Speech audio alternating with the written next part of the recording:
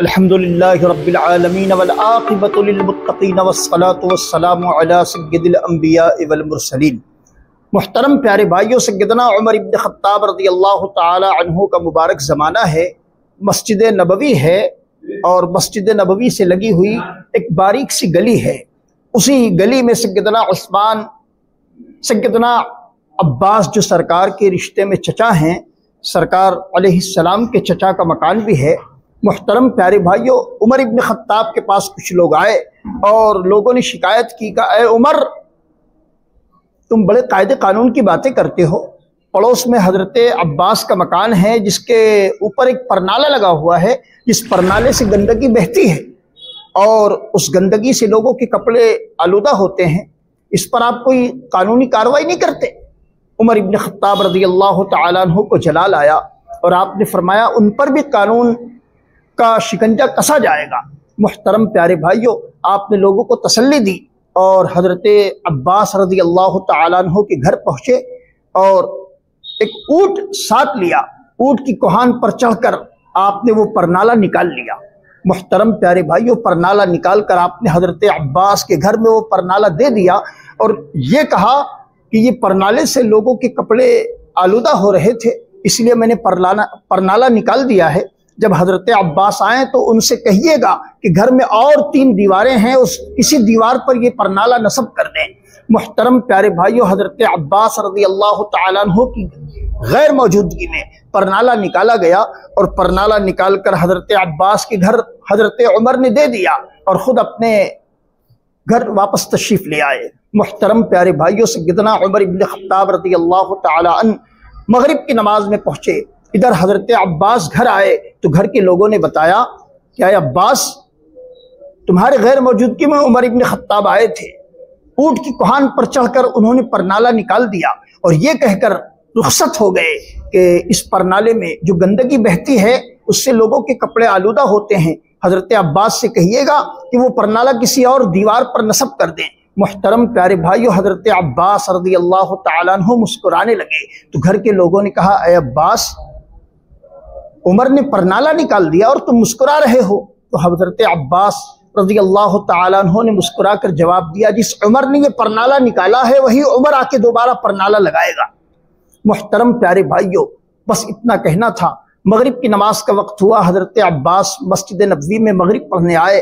سیدنا عمر ابن خطاب رضی اللہ تعالیٰ عنہ بھی مغرب میں موجود تھے۔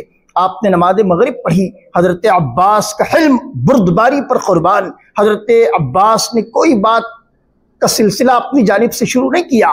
حضرت عمر ابن خطاب رضی اللہ تعالیٰ عنہ سامنے سے آگے آئے اور کہتے ہیں اے چچا، بات دراصل یہ ہے کہ آپ کے گھر کی چھت پر جو پرنالہ لگا ہوا تھا جس سے گندگی بہتی تھی اور لوگوں کے کپڑے آلودہ ہوتے تھے، کئی لوگوں نے مجھے شکایت کی تو آج میں اونٹ کی کوہان پر چڑھ کر میں نے وہ پرنالہ نکال دیا ہے اور آپ سے عرض کرتا ہوں کہ آپ کسی اور دیوار پر اس پرنالے کو نصب کر دیں۔ محترم پیارے بھائیوں، سیدنا عباس رضی اللہ تعالیٰ عنہ حضرت عمر سے کہتے ہیں اے عمر، تمہیں اس پرنالے کی حقیقت کا پتہ ہے؟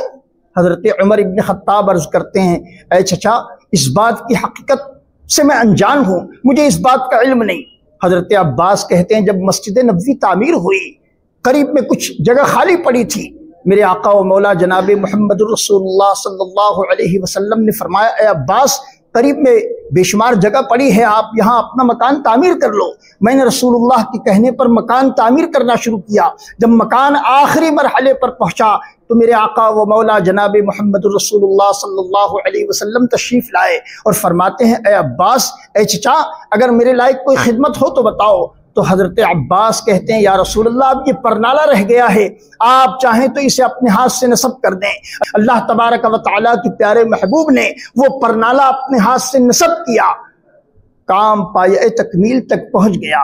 یہ ساری باتیں حضرت عباس نے عمر ابن خطاب سے مسجد نبوی میں کھڑے کھڑے فرمائی۔ محترم پیارے بھائیو، حضرت عمر رضی اللہ تعالیٰ عنہ جیسے ہی یہ ساری داستان سنتے ہیں آنکھیں اشکبار ہو جاتی ہے۔ روئے زمین پر عمر جیسا کوئی عاشق رسول کوئی ہوا ہو تو بتائیں۔ عمر ابن خطاب رضی اللہ تعالیٰ عنہ کہتے ہیں چچا، اس بات کی حقیقت سے میں ناآشنا تھا جب رسول اللہ نے پرنالہ لگایا ہے تو رسول اللہ کے سامنے میرے بنائے حصول کہاں کام کر سکتے ہیں؟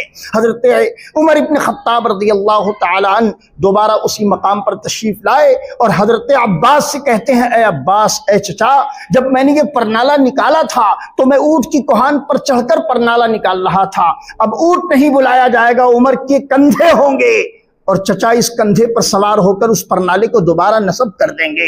محترم پیارے بھائیوں، دنیا والوں نے دیکھا نبی کونین علیہ السلام کی اس وفادار غلام سیدنا عمر ابن خطاب رضی اللہ تعالیٰ عنہ نے نبی کونین علیہ السلام کا وہ اپنے دست مبارک سے نصب کیا ہوا پرنالہ عمر ابن خطاب نے اپنے کندھوں پر چچا کو سوار کروا کے دوبارہ لگوا دیا۔ کہنے کا مقصد و مدعا یہ ہے، جہاں رسول کی بات آتی ہے وہاں بندے کے اصول کام نہیں آتے۔ یاد رکھیں، رسول اللہ صلی اللہ علیہ وسلم سے ایسی ہی محبت ہمیں کرنی ہوگی جیسے صحابہ نے کی ہے۔ رب تبارک و تعالی ہم تمام کو صحابہ کرام علیہم رضوان کا عشق رسول، جیسے صحابہ کو رسول اللہ سے عشق تھا، اس عشق رسول کی خیرات پروردگار ہماری جھولی میں بھی ڈال دے۔ رب تبارک و تعالی مجھے اور آپ تمام کو نبی کونین علیہ السلام کی سچی پکی غلامی نصیب فرمائے اور انہی کی غلامی میں ہم تمام کا خاتمہ بالخیر فرمائے۔